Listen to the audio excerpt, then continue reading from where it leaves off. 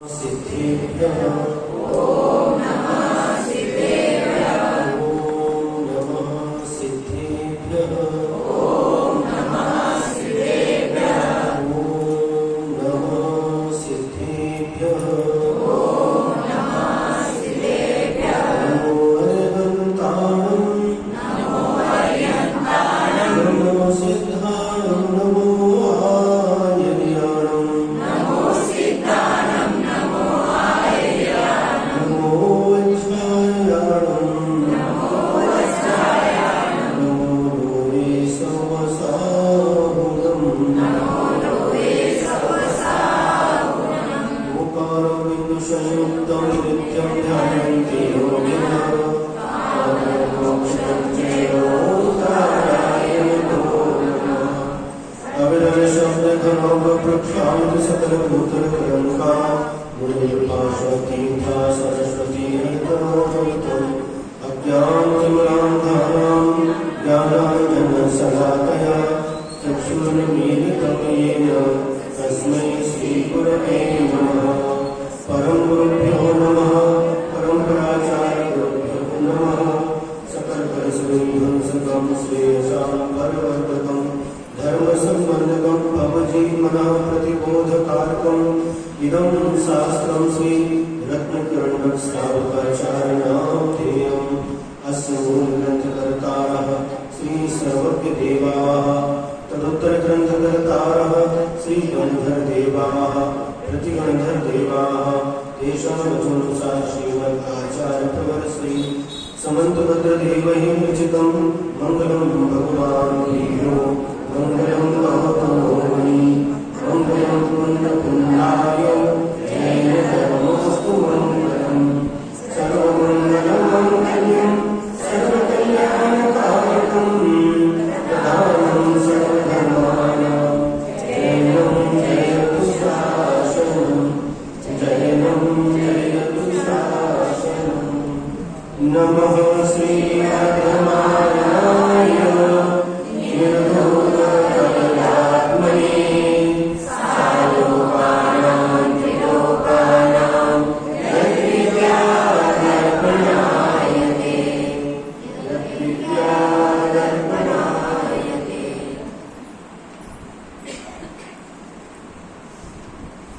सम्यक ज्ञान का वर्णन चल रहा है। सम्यक ज्ञान की परिभाषा बताई। अन्यून मनतरिक्तम याथा तथ्यम विना च विपरीता निसंदेहं वेद यदा पुस्तक ज्ञान मानविनः। आगम के 30 है गणधर परमेष्ठी। वह सम्यक ज्ञान किसको कहते हैं? तो का अन्यूनम, जो पदार्थ को या वस्तु को न्यूनता से रहित जानता है, जो जितना है उससे कम नहीं जानता, न्यूनता से रहित जानता है। और अनतिरिक्तम, अधिकता से रहित भी जानता है। न्यूनता से रहित जानता है और अधिकता से रहित जानता है। याथा तथ्यम, बिना च विपरीता, और विपरीतता के बिना जानता है। और निसंदेहं, संदेह से रहित जानता है। याथा तथ्यम, जो जैसा है उसको वैसा ही जानता है। इसको ज्ञानम आहु, उसको आगम के 30 गंधर्व परमेष्ठी ज्ञान कहते हैं, सम्यक ज्ञान कहते हैं। क्या अर्थ हुआ? जो पदार्थ जैसा है उसको वैसा ही जानता है, न कम जानता है, न अधिक जानता है, न विपरीत जानता है, न संदेह से जानता है, किंतु जैसा है उसको वैसा ही जानता है। इसका नाम सम्यक ज्ञान है। अब इसको आचार्य समर्थभद्र स्वामी ने 4 अनुयोगों में विभाजित किया है। प्रथमानुयोग, करणानुयोग, चरणानुयोग और द्रव्यानुयोग। ये चारों ही अनुयोग कहां से आए? तीर्थंकर की धुन गणधरणी संगन चैतन ज्ञानमयी सो जुनवरवाणी सिद्ध सुखदानी त्रिभुवनवाणी पूज्यमयी। ये तीर्थंकर भगवान की वाणी है। चाहे प्रथमान योग हो, चाहे करणान योग हो, चाहे चरणान योग हो या द्रव्यान योग, ये सारे चारों अनुयोगों में जो रचना हुई है ग्रंथों की, ये सब भगवान की वाणी है। ऐसा मान करके श्रद्धा करना चाहिए, पढ़ना चाहिए और सुनना चाहिए। अच्छा समझ महाराज जी माध्यम है, लेकिन जो कुछ कह रहे हैं वह भगवान की वाणी है। आचार्यों की एक महानता है। जो पूर्वाचार्य हुए हमारे ऊपर, उनके भी अनंत उपकार है। जब हम लोगों की दीक्षा हो गई, आचार्य उस समय 1-2 दिन के बाद ही मूलाचार्य प्रतिदिन पढ़ाते थे। और उस समय आचार्य ने एक बार कहा था, देखो ये पूर्व आचार्य जो हुए हैं, इनका हम लोगों के ऊपर बहुत बड़ा उपकार है। यदि ये ग्रंथ नहीं लिखते तो हम कैसे आचरण करते? मूलाचार नहीं होता तो मुनि आचरण कैसे करते? श्रावकाचार नहीं होती तो श्रावक अपनी चर्या का पालन कैसे करते? करणानियोग चरणानियोग जो कुछ भी ग्रंथ लिखे गए हैं, ये पूर्वाचार्यों का हमारे ऊपर बहुत बड़ा उपकार है। इसे कभी भी भूलना नहीं चाहिए, ऐसा गुरु महाराज हमेशा कहते थे। तो ये साक्षात भगवान की वाणी है। ऐसा समझ करके ही सुनना चाहिए और ऐसा समझ करके ही पढ़ना चाहिए।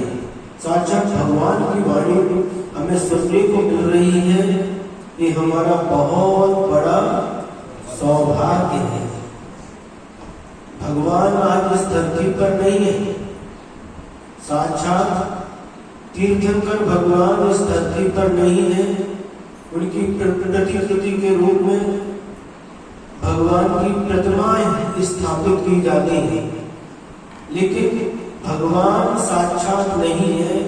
लेकिन साक्षात भगवान की वाणी आज भी जीवित है। भगवान तो नहीं है, लेकिन भगवान की वाणी आज भी जीवित है। ये भी हमारा बहुत बड़ा सौभाग्य है। तो इसी श्रद्धा के साथ, इसी विश्वास के साथ पढ़ना चाहिए, सुनना चाहिए। साक्षात हम आदिनाथ भगवान की वाणी को सुन रहे हैं, महावीर भगवान की वाणी को सुन रहे हैं।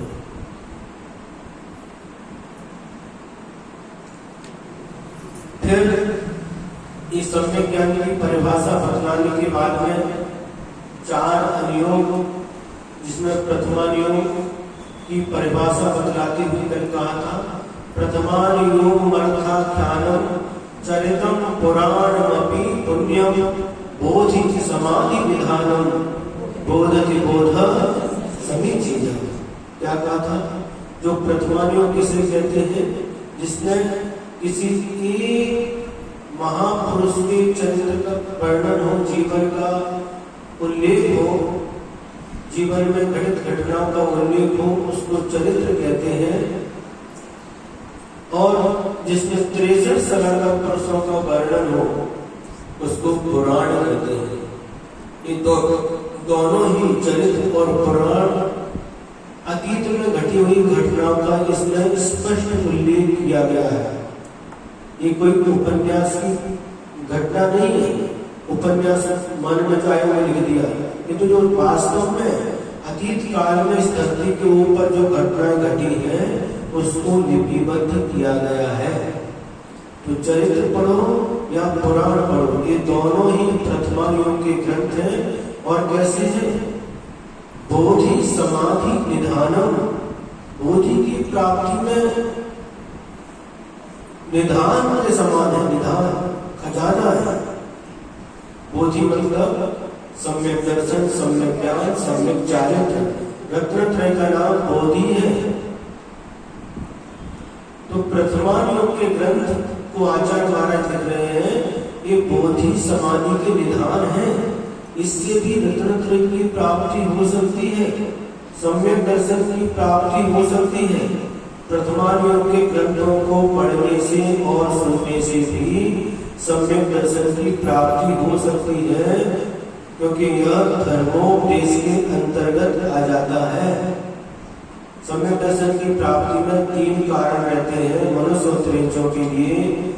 जिन बिंब दर्शन, जिन्हें भगवान की प्रतिमा का दर्शन करके कितने ही लोग सम्यक दर्शन प्राप्त कर लेते हैं, और कितने ही लोग जाति स्मरण के द्वारा सम्यक दर्शन को प्राप्त करते हैं, और कितने ही लोग धर्मोपदेश को सुन करके भी सम्यक दर्शन को प्राप्त कर लेते हैं। तो ये धर्मोपदेश समझना, प्रथमान योग की घटनाओं को पढ़ना सुनना, इसके माध्यम से भी भक्त जीव सम्यक दर्शन को प्राप्त कर लेते हैं, कर सकते हैं, करते हैं। इसलिए इसको बोधि और समाधि का निधान कहा है। बोधि माने रत्नत्रय की प्राप्ति बोधि है, और अंत तक इसको लेकर के जाना उसका नाम समाधि है, अथवा धर्म ध्यान और शुक्ल ध्यान का नाम भी समाधि कहा गया है। तो इस प्रकार से प्रथमान योग के ग्रंथ भी बोधि समाधि के निधान है। कल ये कहा था, ये जो स्वाध्याय होता है क्रम से होता है। सबसे पहले जब स्वाध्याय प्रारंभ करते हैं तो प्रथमान योग के माध्यम से ही स्वाध्याय प्रारंभ किया जाता है। उस स्वाध्याय को करते समय बहुत सारी चीजें हमें पढ़ने को मिलती है, सुनने को मिलती है। देखो उन्होंने ऐसा किया, इसका फल उनको इस प्रकार से प्राप्त हुआ। उन्होंने पाप किया तो पाप का फल उनकी दुर्गति हुई, तो हमें पाप नहीं करना। उन्होंने अच्छा कार्य किया, नीति न्याय के अनुसार चले, तो उनको स्वर्ग की प्राप्ति हुई, और इस संसार में उनकी कीर्ति फैली, यश फैला। तो हमें भी ऐसे कार्य करना चाहिए। रावण का अपयश फैला, रावण की दुर्गति हुई, तो हमें किस कारण से हुई? तो जो कार्य रावण ने किया है ऐसा कार्य हमें नहीं करना चाहिए। किंतु राम ने जो कार्य किया है जिससे उसकी कीर्ति फैली, यश फैला, और चारों पुरुषार्थ करके, तीनों पुरुषार्थ के, धर्म पुरुषार्थ, अर्थ पुरुषार्थ, काम पुरुषार्थ, तीनों पुरुषार्थ करके अंत में मोक्ष पुरुषार्थ करके राम भगवान बन गए, मोक्ष को प्राप्त हो गए। ये सारी की सारी घटनाएं पढ़ने से, सुनने से हमें अपने जीवन को कैसे बनाना है और किस प्रकार से इसको ऊंचाई तक पहुंचाना है, और अपने जीवन को किस प्रकार से अवनति से बचाना है, इस प्रकार से बहुत सारा ज्ञान हमें प्रथमान योग के ग्रंथ पढ़ने से होता है। अब प्रथमान योग के बाद में दूसरा योग है, जिसको कहते हैं करणान योग। करण योग की परिभाषा, लक्षण आचार्य महाराज बता रहे हैं। लोकालोक विभक्तिर युग परिवृत्तेश्च चतुर्गतीनां च आदर्शमिव तथा मति रवैति करणान योगं च लोकालोक विभक्तिर युग परिवृत्तेश्च चतुर्गतीनां च आदर्शमिव तथा मति रवैति करणान योगं च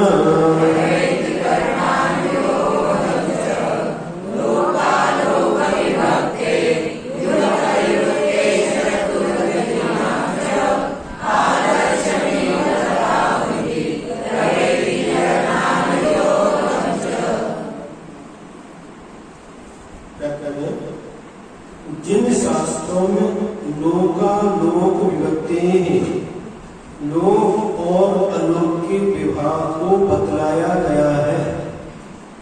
क्या? लोक और अलोक के विभाग को जिन शास्त्रों में बतलाया गया है। लोक क्या है और अलोक क्या है?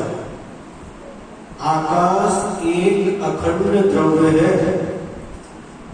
और उस आकाश के जितने क्षेत्र में जीव द्रव्य, पुद्गल द्रव्य, धर्म द्रव्य, अधर्म द्रव्य, आकाश द्रव्य, काल द्रव्य जो रहते हैं, उतने क्षेत्र का नाम लोक कहलाता है, लोकाकाश। और जहां पर मात्र आकाश द्रव्य पाया जाता है उसका नाम है अलोकाकाश। तो जिन शास्त्रों में लोक, ये 3 लोक हैं, ऊर्ध्वलोक, मध्यलोक, पातालोक, कहाँ कैसी व्यवस्था है, कहाँ पर स्वर्ग है, कहाँ पर नरक है, कहाँ पर मध्यलोक है, द्वीप, समुद्र इत्यादि जो वर्णन मिलता है, ये सब किसका है? एक करणान योग का विषय है। लोक अलोक का जिसमें विभाग बताया गया हो, युग परिवर्तन ही, और युग का परिवर्तन जहाँ पर जिन ग्रंथों में बताया जाता है, युग का परिवर्तन। युग किसे कहते हैं? काल। युग काल, अवसर्पणी काल और उत्सर्पणी काल। इस प्रकार से काल 2 प्रकार के होते हैं। जिस काल में क्रम से मनुष्यों की आयु, मनुष्य त्रिंजों की आयु, अवगाहना इत्यादि बढ़ती जाती है, उसको उत्सर्पणी काल कहते हैं। और जिसमें घटती जाती है उसको अवसर्पणी काल कहते हैं। और इसके विभाजन किए गए हैं, सुखमा सुखमा, सुखमा सुखमा दुखमा, दुखमा सुखमा, दुखमा दुखमा दुखमा। और पीछे से चलो तो पीछे से थी दुखमा दुखमा, दुखमा दुखमा सुषमा, सुखमा दुखमा, सुखमा और सुखमा सुखमा। तो जो पहले बताया वो अवसर्पणी की अपेक्षा से, और बाद में जो बताया वह उत्सर्पणी की अपेक्षा से। एक काल 6 प्रकार से शास्त्रों में विभाजित है। पहला काल, दूसरा काल, तीसरा काल, चौथा काल, 5वां काल और 6वां काल। अवसर्पणी के पहले काल का नाम है सुखमा सुखमा, दूसरे काल का नाम सुखमा, तीसरे का सुखमा दुखमा, चौथे का दुखमा सुखमा और 5वें का सुखमा दुखमा और 6वें का दुखमा दुखमा। अभी कौन सा काल चल रहा है? दुखमा काल चल रहा है। और इस सब का काल बताया है। पंचम काल 21,000 वर्ष का है, 6वां काल में 21,000 वर्ष का है और चौथा काल 21,000 वर्ष का एक पूर्व कोटा कोटि है। 42,000 वर्ष का एक पूर्व इस प्रकार से सबका जहाँ पर उल्लेख मिलता है, युग के परिवर्तन का 6 कालों का जो वर्णन मिलता है, वह भी करना योग के साथ समझना चाहिए। और चतुर्गति नाम चा, जिन शास्त्रों में 4 गतियों का वर्णन मिलता है, 4 गति, देव गति, मनुष्य गति, त्रयंच गति, नर गति। इन 4 गतियों में कहाँ पर क्या क्या है, कहाँ पर चैत्यालय है, जिनेंद्र भगवान की प्रतिमाएं हैं, है ना, कैसे विमान है, और उन देवों के कितने भेद हैं, नारियों के कितने भेद हैं, इत्यादि जो विस्तार के साथ जो वर्णन मिलता है, वह भी करणान लोके शास्त्र होते हैं। आदर्शम एवं दर्पण की तरह स्पष्ट जानने वाले, इन सबको दर्पण की तरह स्पष्ट जानने वाले करणान लोकम च, कर्णानियों को भी अवैति जानता है। कौन जानता है? सम्यक ज्ञान। अन्वय में बताते हैं, तथा प्रथमानियों की तरह मति अनिय सम्यक श्रुत ज्ञान लोकालोक विभक्ते है, लोक और अलोक के विभाग को युग परिवृत्ति उत्सर्पणी और अनुसर्पणी रूप युगों के परिवर्तन को और चतुर्गति नाम चारों गतियों की विषय वस्तु को आदर्शम इव आदर्श दर्पण के समान स्पष्ट जानने वाले कर्णानुयोगम च कर्णानुयोग को भी अवैति जानता है। अर्थ, जो लोक और अलोक के विभाग को, काल के परिवर्तन को और चारों गतियों के वर्णन को दर्पण के समान जानता है, उसे सम्यक ज्ञान कर्णानुयोग कहता है। अब ऐसे शास्त्र कौन कौन से हैं जो कर्णानुयोग के अंतर्गत आते हैं? तो आचार्य यतीन्द्र महाराज के द्वारा रचित तुलोय परिणति है, आचार्य नैमिष चंद्र सिद्धांत चक्रवर्ती के द्वारा लिखा हुआ त्रिलोक सार है, लोक विभाग है, जम्बू की परिणति है, सिद्धांत सार संग्रह है। ये सारे के सारे जो ग्रंथ हैं ये सब कर्णानुयोग के ग्रंथ कहलाते हैं।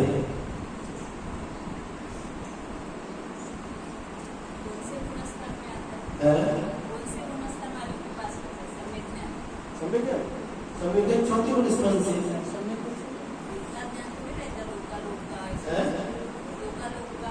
नहीं वो नहीं, ये सम्यक ज्ञान उसमें भेद बता रहे हैं। ये सब सम्यक ज्ञान है और ये अपने अपने क्षेत्र के अनुसार होता है। क्या अष्ट प्रवचन मात्रका का भी ज्ञान हो गया तो वह मुनि महाराज ही कर्मों का नाश करके मोक्ष प्राप्त कर लेते हैं, केवल ज्ञान प्राप्त करते हैं। उनको कहते हैं अष्ट प्रवचन मात्रका, 5 शक्ति और 3 वृत्ति। इसे आएगा कर्णानुयोग। तो ये ज्ञान जितना भी है लोक तो शास्त्रों का विभाजन किया जाता है। मतलब शास्त्र है जिसको कौन से योग का शास्त्र कहते हैं? जिसमें महापुरुषों के जीवन का उल्लेख हो उनको प्रथमानुयोग कहते हैं। और जिन शास्त्रों में लोक अलोक का व्यवहार का वर्णन किया गया हो, युग का परिवर्तन का वर्णन हो, चारों गतियों का वर्णन हो, उनको हम कर्णानुयोग के शास्त्र कहते हैं।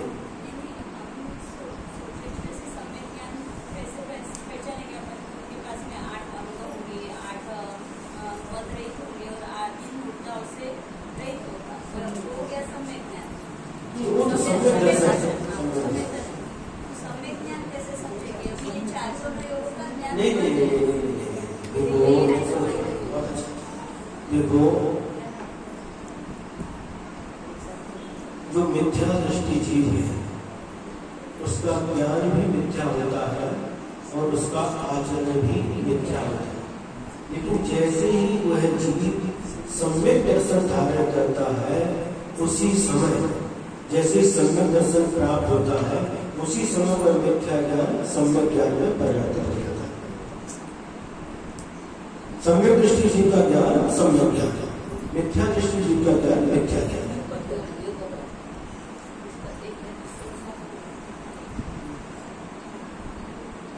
ये सोचो, ये क्या नहीं आया?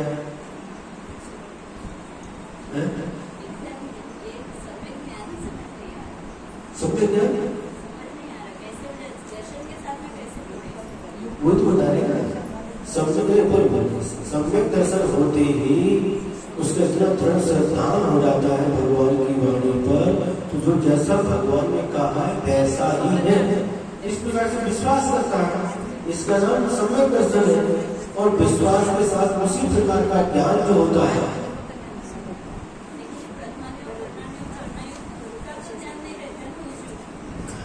नहीं, ये तो उत्कृष्टता की अपेक्षा से बता रहे हैं। देखो ऐसा देखो, तेज प्राणियों को भी सम्यक दर्शन होता है और वहां पर पंचम पुण्य स्थान की उसके पास योग्यता है। देश व्रतों को भी अंगीकार करता है। लेकिन कौन सा ज्ञान उनके पास क्या कुछ भी ज्ञान नहीं है, शास्त्र पढ़े तो कोई ज्ञान नहीं है। लेकिन जो ज्ञान है वह सम्यक दर्शन होते ही वो सम्यक ज्ञान, जितना भी ज्ञान है जो कितना भी हो। शिव मूर्ति मुनि महाराज थे, रमणोकार मंत्र भी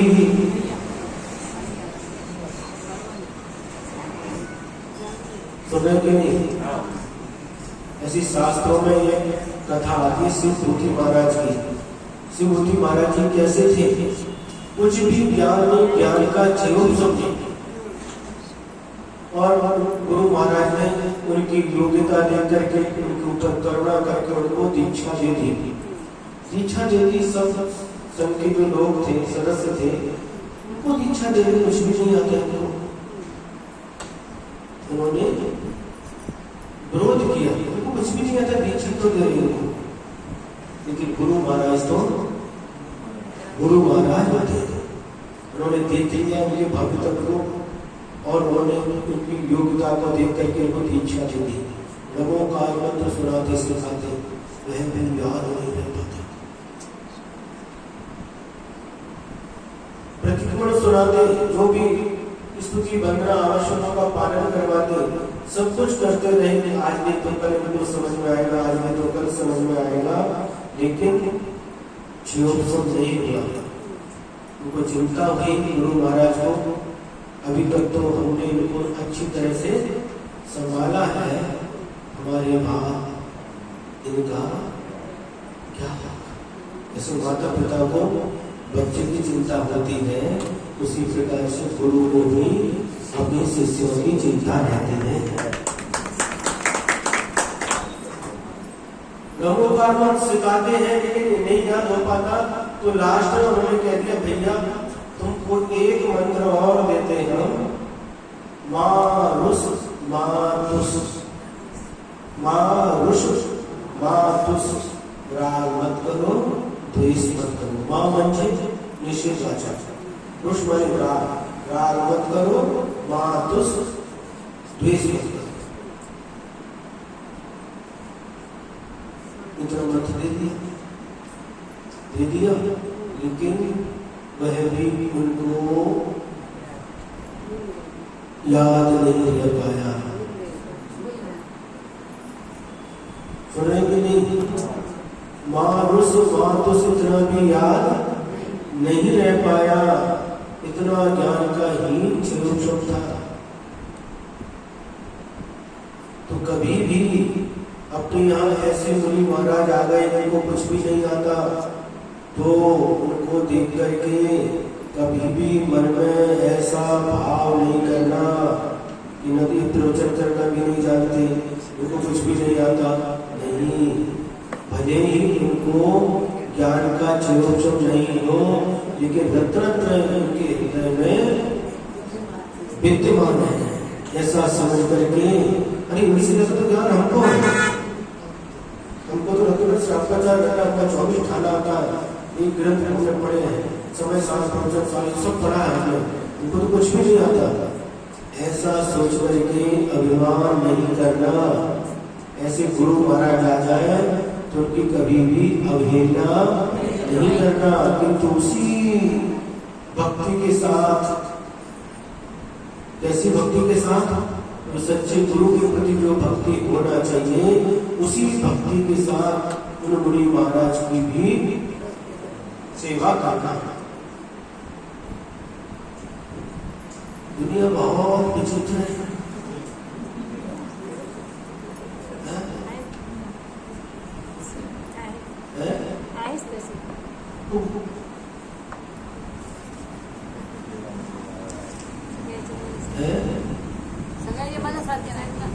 ऐसे मुनि महाराज को देख करके भी जिनको ज्ञान का चिरोक्षण नहीं, प्रवचन करना नहीं आता, पढ़ना नहीं आता, उनको देख करके कभी भी ऐसा भाव भी मन में नहीं करना, क्योंकि चिरोक्षण अपना अपना है। श्रावक का ज्यादा हो सकता, मुनि महाराज का कम हो सकता, क्या है? याने खाण्यासाठी दीक्षा घेतली, पोट नाही भरत म्हणून दीक्षा घेतली, घर घर फिरा लागला, याला कोणाकडे हात करायचा नाही, असं म्हणणार आहे.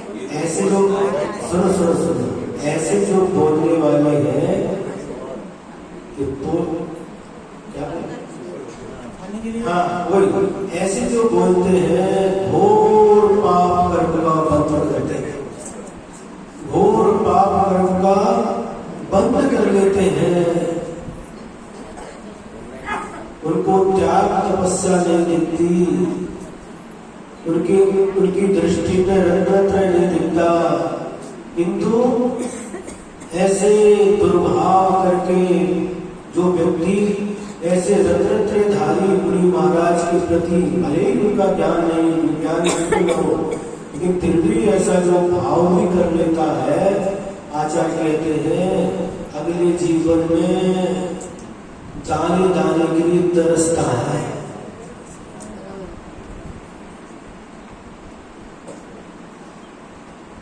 घोर पाप कर्म का बंध, मतलब घोर पाप कर्म का बंध। अरे तुमको क्या पता है उनके भावों को? आप कैसे जानते कि आप सर्वज्ञ हो? यदि ऐसे गुरुओं की प्रशंसा नहीं कर सकते कोई बात नहीं, लेकिन इस प्रकार से दुर्भाव रख करके गुरुओं की निंदा के वचन तो स्वप्न में भी भूल कर भी नहीं करना चाहिए।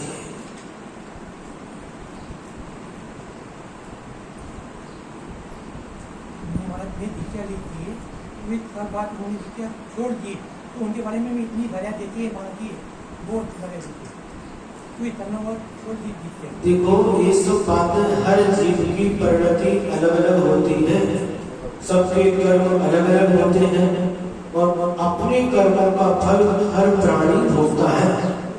वो उनका कर्म का उदय का फल वो भोग रहे हैं, हम उनके प्रति इस प्रकार से दुर्भाव रख के अपनी आत्मा को पाप से बांध लेते हैं और निश्चित हमारी आत्मा का पतन ही होता है।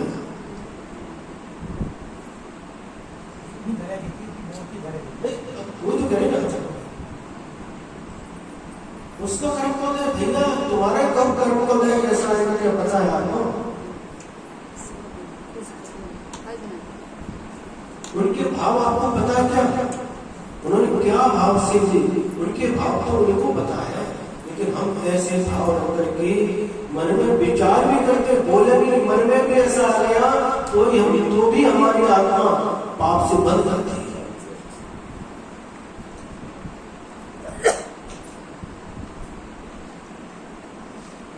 और कई बार अगर ऐसा हो भी गया तो भी उसके बाद उनका परिवर्तन हो सकता है।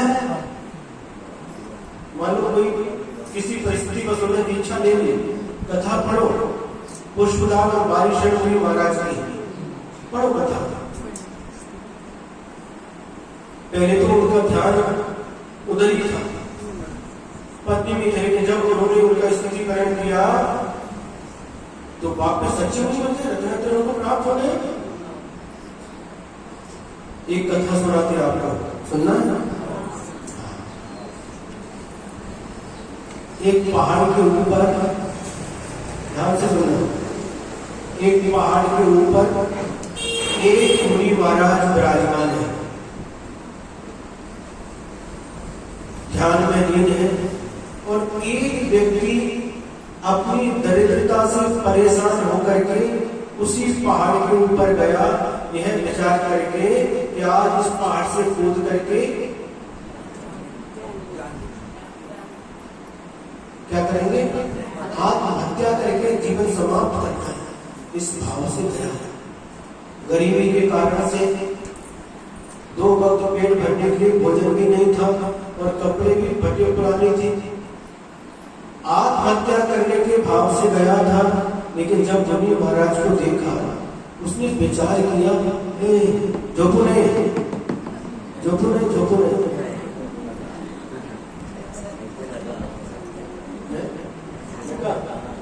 झोंको ने कहा सावधान, जागते रहो।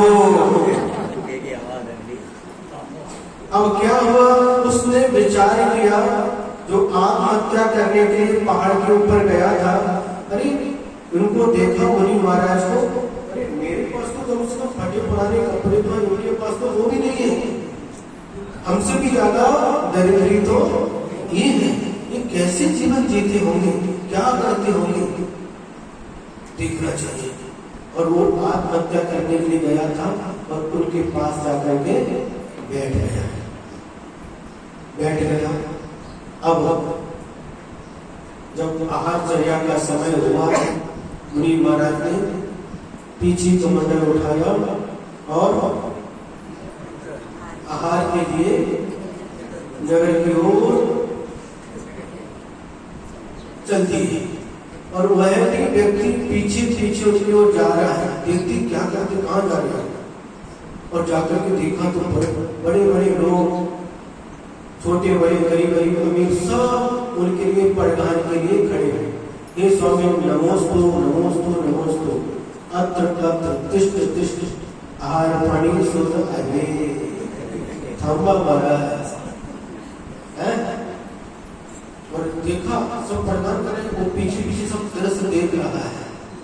और एक स्थान पर मुनि महाराज के चरण रुक जाते हैं, वह तीन प्रदक्षिणा देकर के शुद्धि भूल करके ग्रह में प्रवेश कराता है।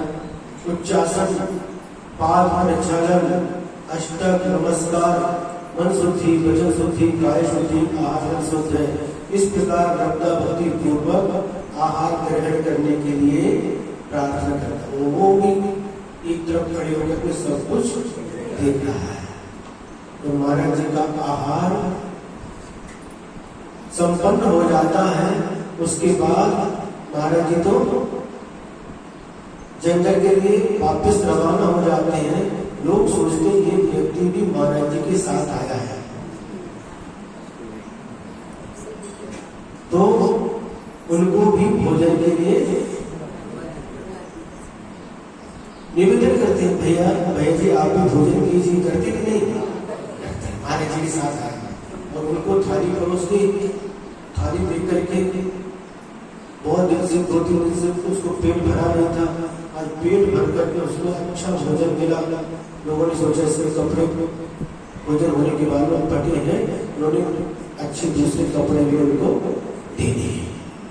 चले गए, कहाँ चले गए? वही महाराज जी के पास आ गए। उनको कोई धर्म का ज्ञान नहीं है, लेकिन देखिए आगे सुनिए। और वहां जाकर उनके पास बैठ गए।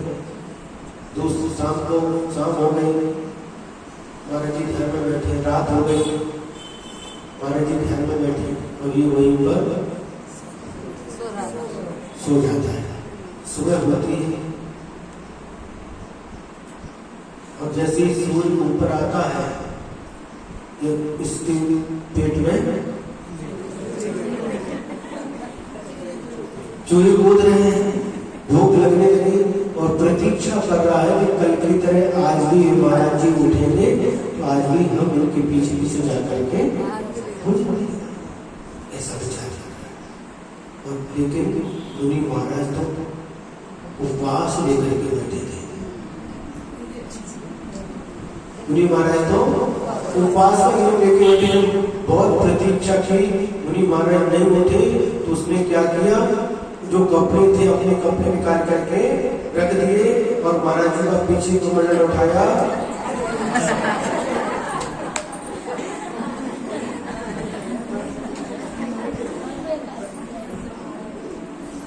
और चले। जैसे महाराज जी ने देखा सब लोग प्रकार करने के लिए खड़े हैं, एक जगह जाकर के पहले देख लिए, पहले दिन महाराज जी ने कैसे किया वैसे इन्होंने भी कर लिया। एक जगह खड़े हो गए, वहां पर सब बात में अष्टक वगैरह करके इनको भी श्रावक ने नमता भक्ति पूर्वक आहार दिया। जब आहार हो गया तो वापस पीछे कमंडल लेकर के वापस जंगल की तरफ आ गए। और आ गए तो मुनि महाराज के सामने भोजन करने के आए थे, पीछे कमंडल महाराज के सामने रख दिया और वापस अपने कपड़े पहनने लगे।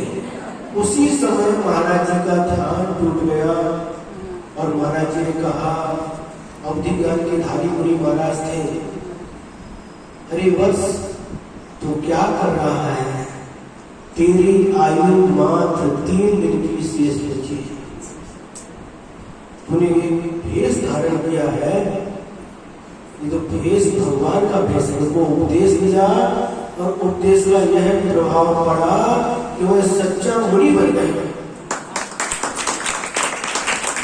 रत्नात्रय को धारण कर लिया और आहार जल त्याग करके संवेदना पूर्वक वर्ण किया। सुने कि नहीं?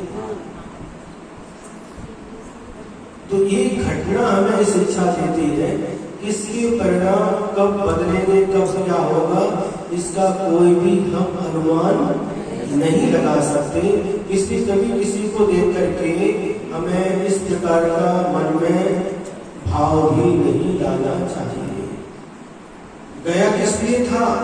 आत्महत्या करने के लिए गया था, लेकिन मुनि महाराज की संगति मिली, मुनि महाराज का उपदेश मिला, समाधि पूर्वक करने की। सोचो विचार। इसलिए परिणामों के बारे में हम कह नहीं सकते, कभी भी किसी के प्रति दुर्भाव नहीं रखना चाहिए। और क्या हुआ, जब सिद्धि मुनि महाराज ने मारुस इतना भी मन को याद नहीं रहा, एक दिन आहार के लिए जा रहे थे और देखा एक जगह एक महिला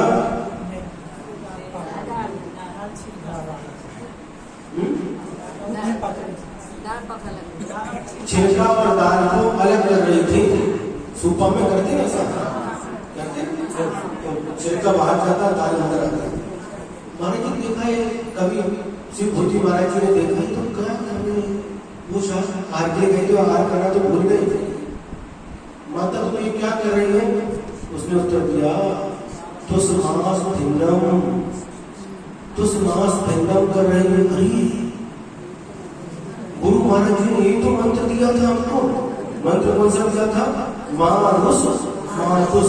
लेकिन क्या कहा? तुष्मास भिन्नम।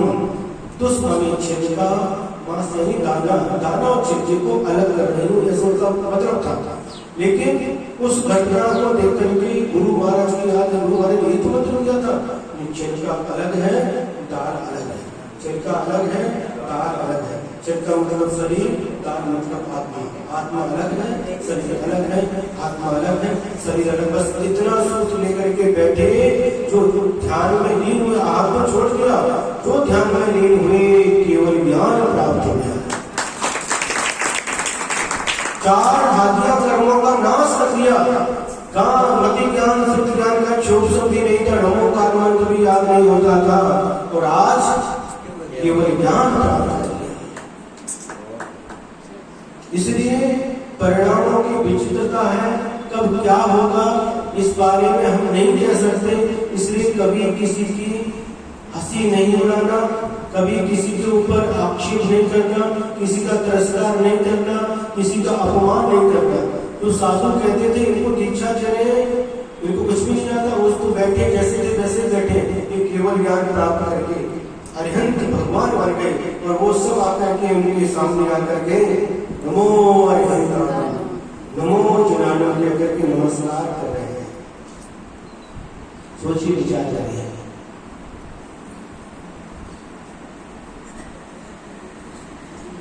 और जो जीव की जो परिणाम है, दूसरे के परिणामों को हम नहीं पहचान सकते। और मान लो किसी के परिणाम ठीक नहीं है तो सुधरने में देर थोड़ी लगती है। हमेशा परिणाम एक जैसे थोड़ी रहते हैं।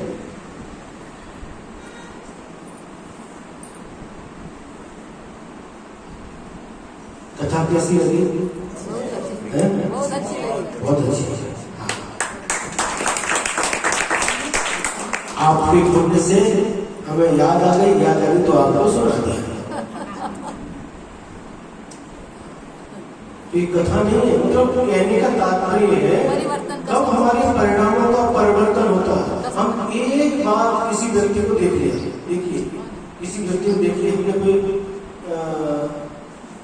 चोरी करते हुए देख लिया, तो उस समय उसके चोरी के परिणाम हुए कालोत्तर में 10 साल का नहीं है चोरी। हो सकता है उसने अपने पाप की निंदा की हो, आलोचना की हो, पवित्र बन गया हो। एक ही चश्मा लगा करके हमेशा व्यक्ति को नहीं देखना चाहिए। सुनीता भाई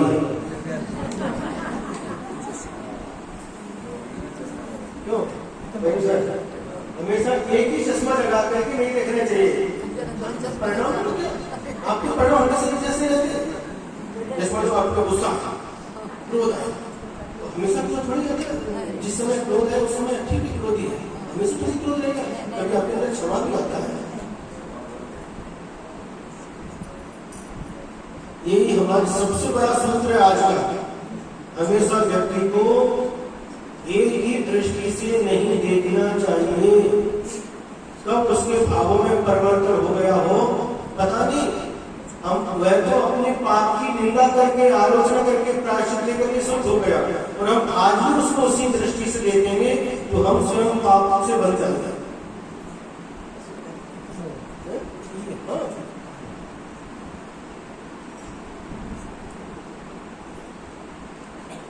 उसके परिणाम को वो जाने, हमारे परिणाम हमारे साथ।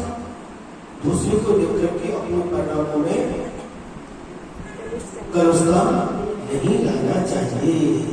यही समझदारी है और यही बुद्धिमानी। उसके प्रति भी सद्भाव रखना चाहिए।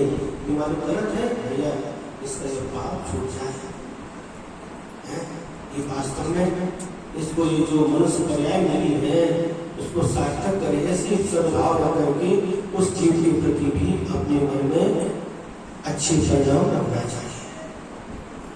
तो ये हो गया करणानुयोग, है ना। अब इसके बाद में चरणानुयोग। ग्रह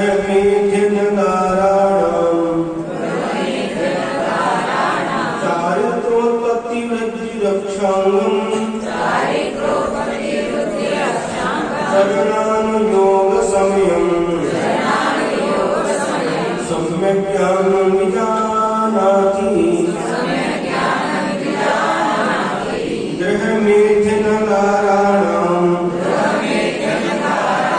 चारित्रोत्पत्ति वृद्धि रक्षांगम चरणानुयोग समयम सम्यक् ज्ञानं विजानाति।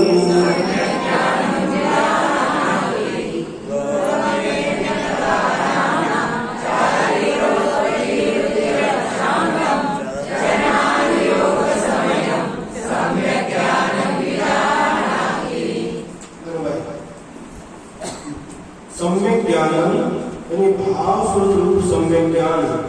ग्रह में भी माने गृहस्थ और अनगार माने मुनि।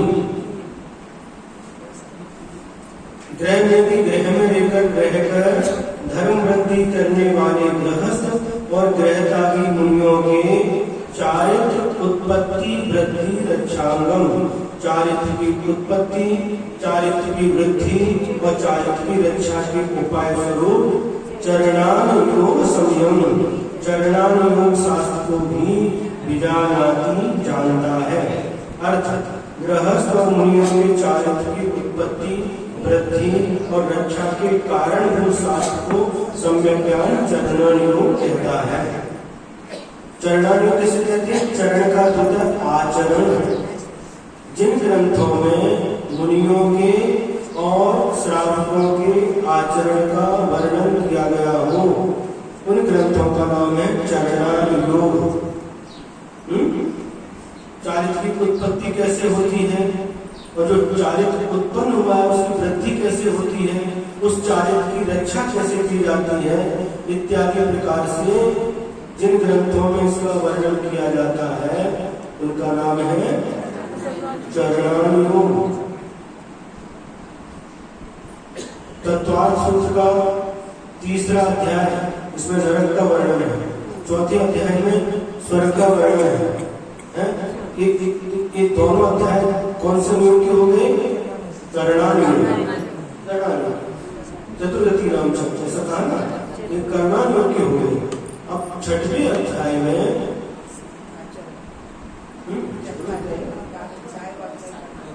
जहाँ पर सातवें अध्याय में तो ये चरणानुयोग के हो गए। तो जिस शास्त्र में मुनि महाराज के और श्रावक के चारित्र का वर्णन हो, चारित्र की उत्पत्ति, चारित्र की वृद्धि, चारित्र की रक्षा इत्यादि वर्णन किया जाता है, वह चरणार्यों के शास्त्र कहलाते हैं। एक अध्याय में आता है तत्स्थैर्यात्म भावना पंच पंच, एक एक व्रत की रक्षा के लिए 5-5 भावनाएं बताई गई हैं। तो ये जिस अध्याय में आते हैं वह अध्याय चरणार्यों का कहलाएगा। ठीक है, तो अब देखो जो घर में रहते हैं, घर में रह करके श्रावक धर्म का पालन करते हैं। 2 प्रतिमा है, 2 प्रतिमा से लेकर के 11 प्रतिमा तक, 10 प्रतिमा तक। उसके बाद में बाहर चूल्हे, घर छोटे में चूल्हे बनते हैं, चूल्हिकाएं बनती हैं, तो इत्यादि श्रावक की चर्या का जिसमें वर्णन है वह सभी चरणार्यों के शास्त्र कहलाते हैं। तो मुनि महाराज के लिए ऐसे शास्त्र कौन कौन से हैं जो चरणार्यों के हैं, मुनि महाराज की चर्या का वर्णन करते हैं? तो मूलाचार है, मूलाचार प्रदीप है, आचार सार है, चारित्र सार है, भगवती आराधना है, अनगार धर्माव्रत इत्यादि।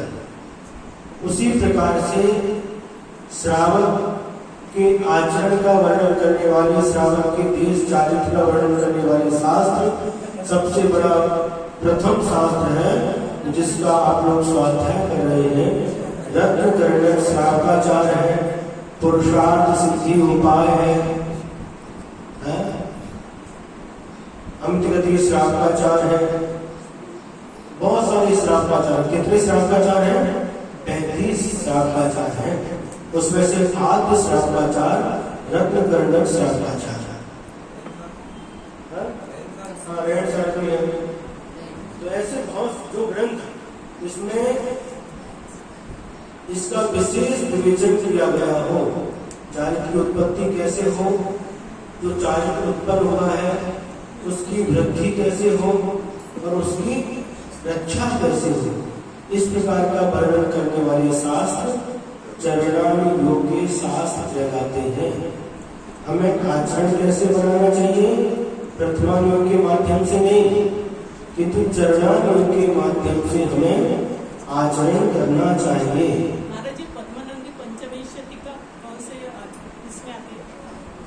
उसमें विषय क्या है? दान का और धर्म का उपदेश दिया है। तो चरणार्य में आ जाएगा,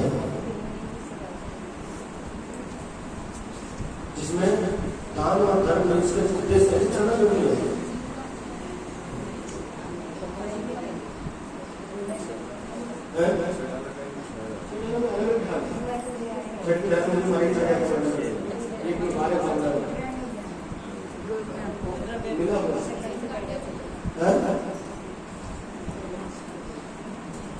ये बहुत दुर्लभ है इन ग्रंथों का अध्ययन करना और उनके अनुसार आचरण करना।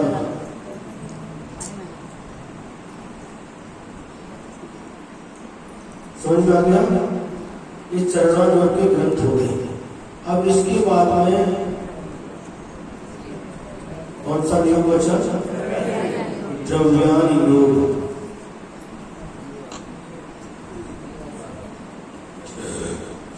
इसमें 5 अणुव्रतों का वर्णन भी आता है चरणार्य योग में। मध्य मास मधुत्यागी आता है, किसका त्याग करना चाहिए, क्या खाना क्या नहीं खाना, क्या करना क्या नहीं करना, ये सब वर्णन आगे आने वाला है। आने वाला है। 4 अध्याय में आएगा तो उसमें बताएंगे। अब इसके बाद में अंतिम अनुयोग है द्रव्यान योग। इसकी परिभाषा पढ़ते हैं। जीवा जीव सुतत्वे पुण्य पुण्ये च बंध मोक्षौ च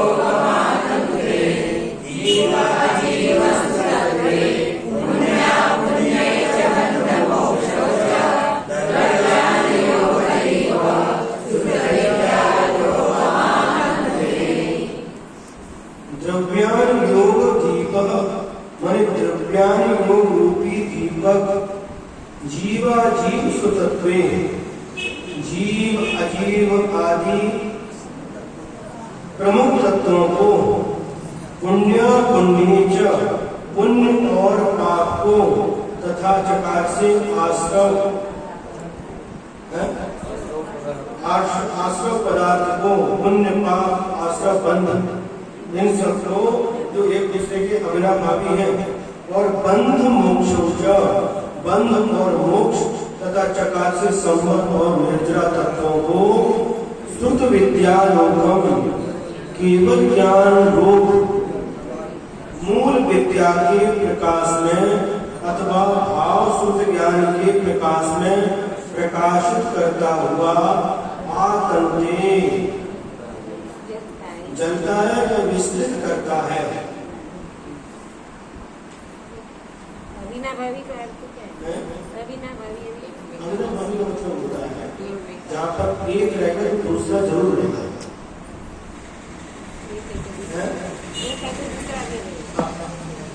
एक है तो वहाँ पर दूसरा जरूर रहेगा, अविनाभावी समझ। जैसे वहाँ पर जहाँ पर आश्रम है तो बंद नियम से है, आश्रम है तो वहाँ पर बंद नियम से अविनाभावी संबंध। आश्रम का बंद के साथ अविनाभावी संबंध है। ऐसा नहीं आश्रम हो जाए और बंद ना हो, ऐसा नहीं हो सकता। जीव और शरीर का विषय है, जीव और शरीर का क्या जीव और शरीर का अविनाभावी संबंध नहीं है, क्योंकि शरीर से रहित जीव भी पाए जाते हैं। कर्म और जीव वो भी अविनाभावी संबंध नहीं है, जो कर्म से रहित भी जीव होते कि नहीं। इसको अपन बाद में समझेंगे, अभी इतने समझना है। जैसे आश्रम है तो नियम से बंद होगा, तो आश्रम और बंद के बीच में जो संबंध है वह अविनाभावी संबंध है। आश्रम हो और बंद ना ऐसा नहीं हो सकता। आश्रम होगा तो बंद नियम से होगा।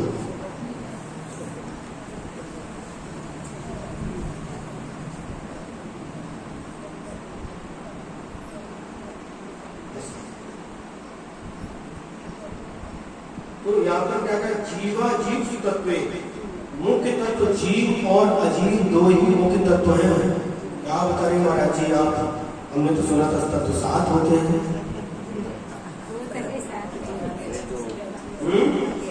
आप लोगों ने यदि द्रव्य संग्रह का स्वाध्याय किया हो, उसकी मंगलाचरण में आचार्य नेमिचंद्र सिद्धांत चक्रवर्ती महाराज क्या कहते हैं? जीवम जीवम तत्वम जिनवर बस हेन नित्यम देविंद विंदवंदम वंदे तम सपदा शिरसा। ये जो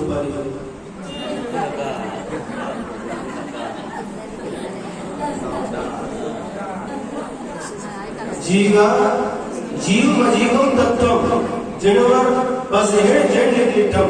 मैं जीव और अजीवी तत्वों को कहूंगा, ये कुछ जैन भगवान ने कहा है। तो मूल में तत्व कितने हैं? 2, जीव तत्व और अजीव तत्व। जीव तत्व अकेला है और अजीब में ही सारे के सारे तत्व आ जाते हैं। अजीब तत्व भी अजीब है, तो द्रव्य है, द्रव्य का वर्णन है, द्रव्य का वर्णन द्रव्य भी अजीब है, धर्म द्रव्य भी अजीब है, अधर्म द्रव्य भी अजीब है, आकाश द्रव्य अजीब है, काल द्रव्य अजीब है। तो जीव द्रव्य अकेला है और 5 जो द्रव्य है वह अजीब द्रव्य है। म्हणून जीवन आजीव असं सिद्ध केलं। तो यहाँ पर ये कह रहे हैं कि जिन शास्त्रों में इन 7 तत्वों का वर्णन हो, जीव अजीव आदि और पुण्य पाप बंध मोक्ष सारे इन तत्वों का जहाँ पर वर्णन मिलता है, 7 तत्व 9 पदार्थ का जहाँ वर्णन मिलता है, ऐसे शास्त्रों को द्रव्यानुयोग कहते हैं। भद्रार्थ द्रव्यानुयोग के दो भेद हैं, एक आगम और दूसरा अध्यात्म। आगम के दो भेद हैं, सिद्धांत और दर्शन। सिद्धांत के दो भेद हैं, जीव सिद्धांत और कर्म सिद्धांत। इनके ग्रंथ हैं सतखंडागम, तुल्योय पंडित उसमें और दर्शन में न्याय ग्रंथ, परीक्षाओं और सठ दर्शन आदि। अध्यात्मिक दो भेद हैं, भावना और ध्यान। भावना ग्रंथ समय सार आदि और ध्यान के ग्रंथ ज्ञानानम आदि। उन्होंने कहने का तात्पर्य इसकी परिभाषा के अनुसार धवला सठखंडागम के ऊपर टीका है, उसका नाम धवला टीका। कसाय बाबड़ और उसकी टीका जय धवला। महाबंध है ना, लब्धि सार, छपरा सार, गोमठ सार। और न्याय के ग्रंथ है, परीक्षा मुख है, माला है, इत्यादि जितने भी ग्रंथ हैं, समय सार, प्रवचन सार, पंचाशत वगैरह, ये सब इसी द्रव्यानुयोग के अंतर्गत आ जाते हैं।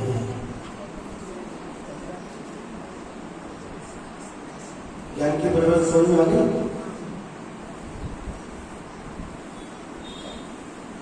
ये द्रव्य शुद्ध ज्ञान है।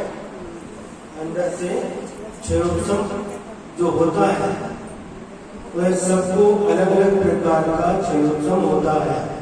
किसी का कम होता है, किसी का ज्यादा होता है। तो एक बार पढ़ करके भी याद कर लेते हैं, कोई दो बार पढ़ करके, और फिर बार बार पढ़ाने के बाद भी याद नहीं हो पाता। ये तो क्षयोत्सव है और सबका क्षयोत्सव भिन्न भिन्न रहता है, इसलिए जिनको याद नहीं रह पाता उनको सम्यक ज्ञान नहीं है, ऐसा समझना नहीं, ऐसा नहीं समझना। और किसी को पूरा रटा हुआ है, शास्त्र रटे हुए, फिर भी उनको सम्यक ज्ञान है कि नहीं, मिथ्या तो उनका ज्ञान नहीं, उसके पास भी सम्यक ज्ञान नहीं है।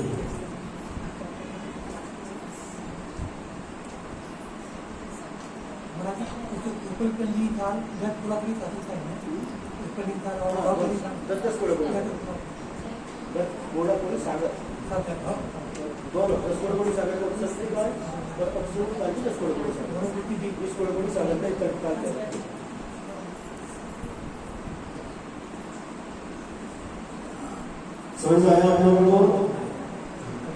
इस प्रकार से आज दूसरा अधिकार जिसका नाम है सम्यक ज्ञान अधिकार, यह पूर्ण हो गया।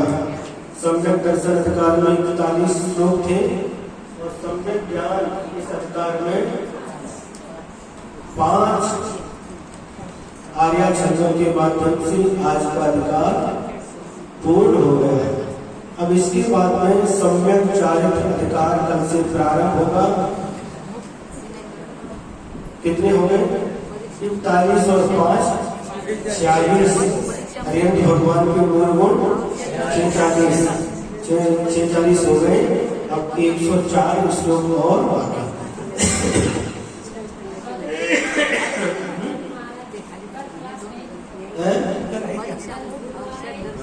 गुरुवार है, गुरु का वार है।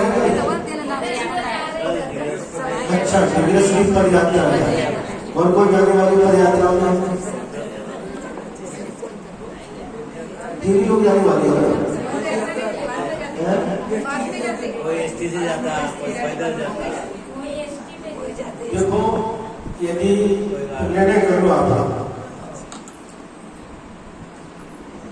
वो जाने वाले उनको जाने दो, उनको आना है, उनको आने दो। कितने लोग हैं? 4-5 लोग आ गए तो कैसे जाता है? क्या करना है आप लोग निर्णय कर लो। निर्णय आप लोग कर लो, बाद में सही हम कर देते हैं।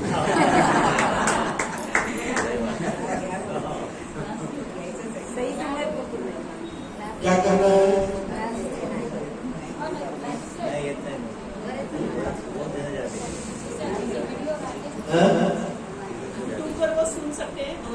नहीं नहीं, ऐसे कितने लोग जाने वाले हैं?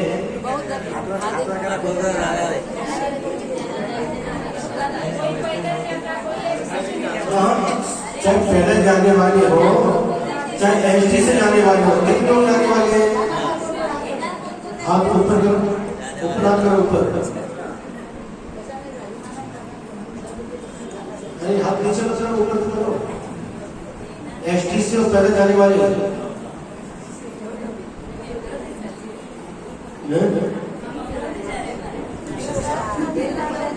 परसों आएंगे परवा कल जाए परवा एक बार। कल जाते अभिषेक वगैरे करतात. ठीक, ठीक. अभिषेक दुपारी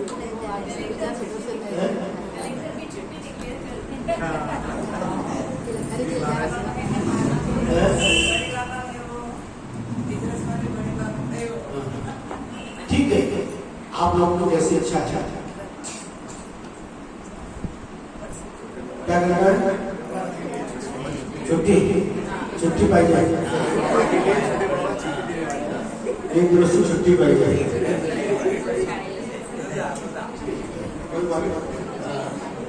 अभी अपन जैसे कि पद्यानुवाद है ना, वो कल पढ़ेगा क्या?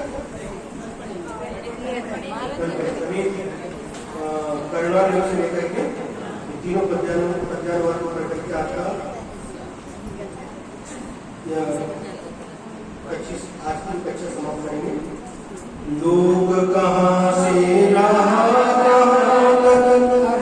लोग कितना फैला है, कब किस विध परिवर्तन करता